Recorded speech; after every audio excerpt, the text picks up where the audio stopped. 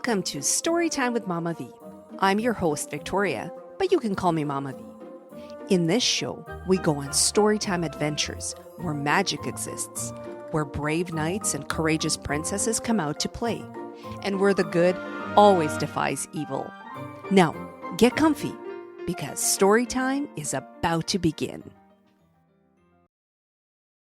Well, hello there, and welcome to Storytime with Mama V. I'm so excited to read to you today. Hey, by the way, if you're new around here, welcome to the podcast. And if you are a returning listener, welcome back. Now, today I'm reading The What If Kid, First Day of School. This book is written by Nicole Drinkwater, and it gets into the mind and the questions of a boy who's going to a new school. He's got a lot of what if questions. So let's get right into it and see if his worries are put to rest. Here we go. There once was a young boy whose questions grew more, like, how did I get here? And what is this for? His name was Cale, and he had a very kind heart. His imagination was wild, causing his worries to start. On his first day of school, Cale's tummy felt weird. He thought, what if I'm too sick to even go this year? Mama, he said in a very small voice, what if I'm late and my bus isn't there? Or what if I'm early and there's no one to care? Mama gazed in his eyes and told him a tale. You'll always be fine, no matter what fails. Cale looked at his watch and started to worry. Oh, what if I don't like school? What if it's too scary? Mama said with a grin, Little bug, please don't you sweat. You're safe in my arms. There's no need to fret. Now be on your way. Your day has just begun. And believe me when I tell you that you will have fun. Cale sat on the bus with his eager eyes all around. He stared at the seat all torn up and brown.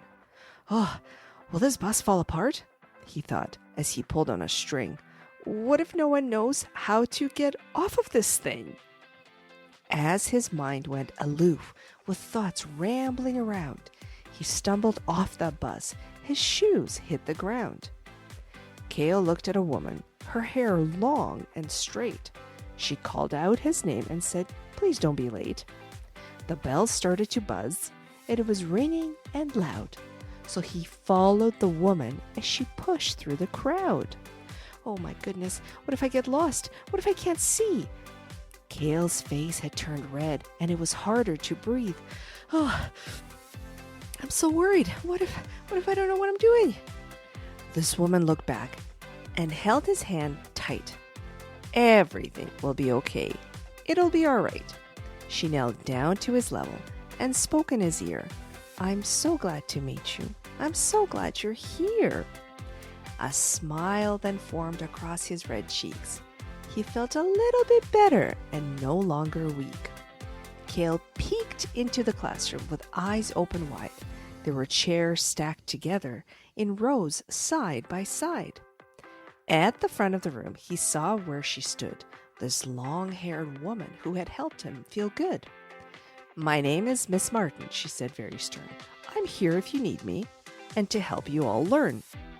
His teacher asked him a question or two, but Cale's voice remained silent the whole lesson through.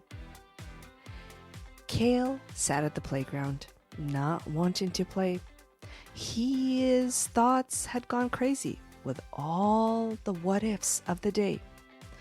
What if I can't? What if I fall? What if I fall and there's no one to call? His eyes had a leak. It couldn't be helped. With his head in his hands, he let out a yelp. A girl came by and tapped on his shoulder. My name is Miley, and I'm a little bit older.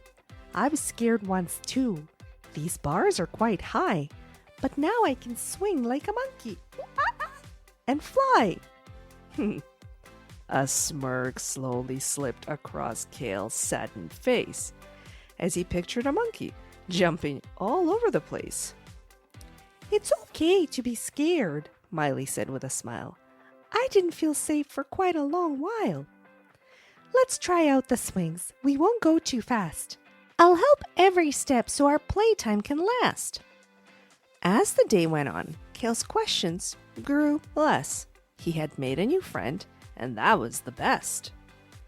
Kale returned to Mama, all smiley and sweet. His day had been good, and his teacher was neat.